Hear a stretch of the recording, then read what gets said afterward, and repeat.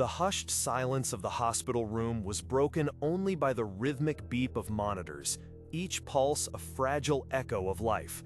Outside, the world hummed with its usual indifferent chaos, but within these four walls, time felt suspended, thick with unspoken grief and the desperate flicker of hope. A young man, pale and still, lay tethered to machines, his breath shallow, his future uncertain. This wasn't a battlefield, no alien invasion, no cosmic threat. This was something far more personal, far more devastating, a life teetering on the edge, caught in the insidious grip of a coma. For most, this would be a moment of agonizing helplessness, a surrender to the limits of conventional medicine. But for one individual, a Green Lantern named Simon Baz, this was a challenge that reached beyond the physical, touching the very core of his being, demanding not just power, but a deeper understanding of life itself. He stood there, the emerald glow of his ring barely visible in the dim light, not as a warrior, but as a beacon of an ancient, unexpected power. We often imagine the Green Lantern rings as instruments of pure construction, emerald energy forming giant fists, protective shields, or intricate machinery.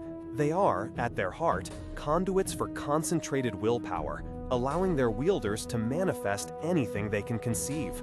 Yet, there exists a lesser-known, profoundly powerful facet of the ring's capabilities, one that seems almost an anomaly, a whisper of a more mystical past: its ability to heal. This particular power is known as limited cellular regeneration. On the surface, it sounds clinical, almost mundane. It allows a Green Lantern to repair cuts, mend broken bones, and staunch bleeding, both in themselves and in others. For a broken limb on the battlefield or a wound sustained in a heroic rescue, this ability is invaluable, saving lives in critical moments. It's a rapid, focused repair mechanism, bypassing the slow, often painful processes of natural healing. But what makes this ability truly fascinating and somewhat distinct from the ring's other functions is its subtle origin. It's speculated that this regenerative power is a curious holdover, a remnant from earlier, more magical incarnations of the ring's energy. While the modern rings are powered by pure willpower, channeling the emotional spectrum, this healing facet seems to possess an inherent, almost intrinsic connection to life itself, beyond mere construction. It hints at a deeper, forgotten lineage, where the emerald light might have been seen not just a tool, but as a restorative force, a pure energy of genesis. However, the true marvel of this healing power isn't merely its existence, but its profound scalability. While it can handle standard wounds with relative ease, its full potential, its ability to transcend basic repair, is inextricably tied to something far more intricate: the wielder's knowledge. This isn't just about wishing someone better, it's about understanding how to make them better. Imagine for a moment a lantern with an advanced understanding of human anatomy, of biological processes, of disease pathways.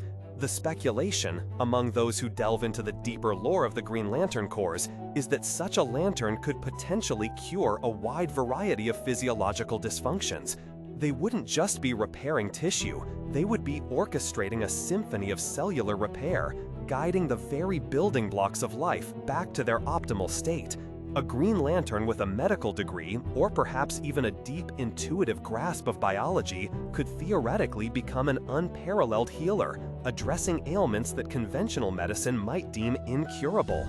This brings us back to Simon Baz, standing vigil in that quiet hospital room.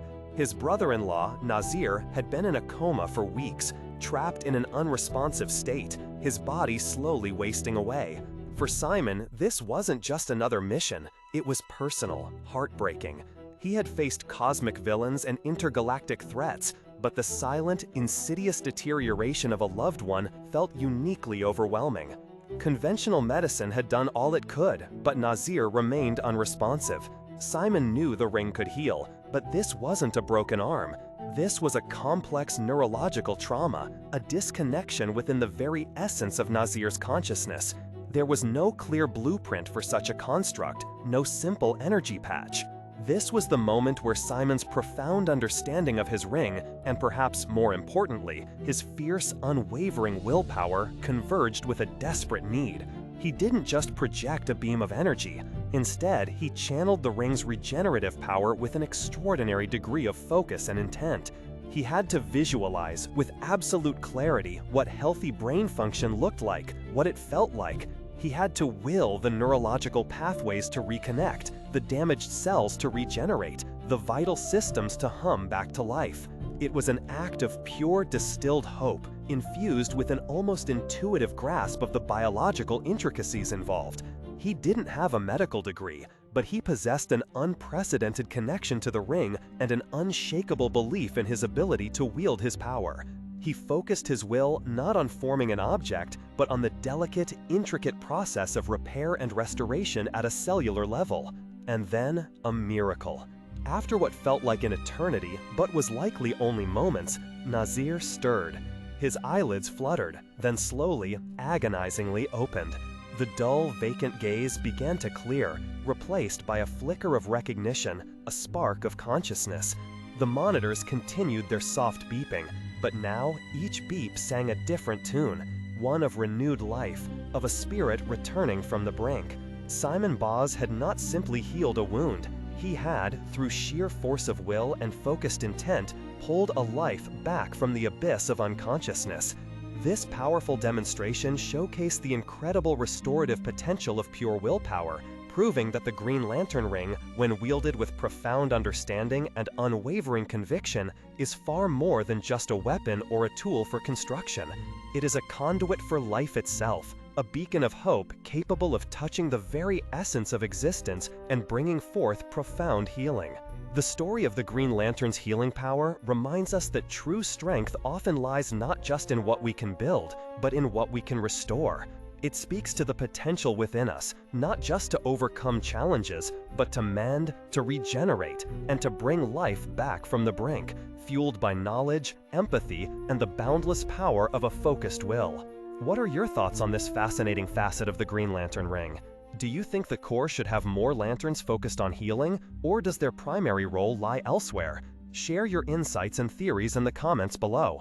If you found this exploration intriguing, please consider liking this video and subscribing for more journeys into the incredible lore of our favorite heroes. Your support helps us continue these thoughtful dives into the depths of these rich narratives. Thank you for listening.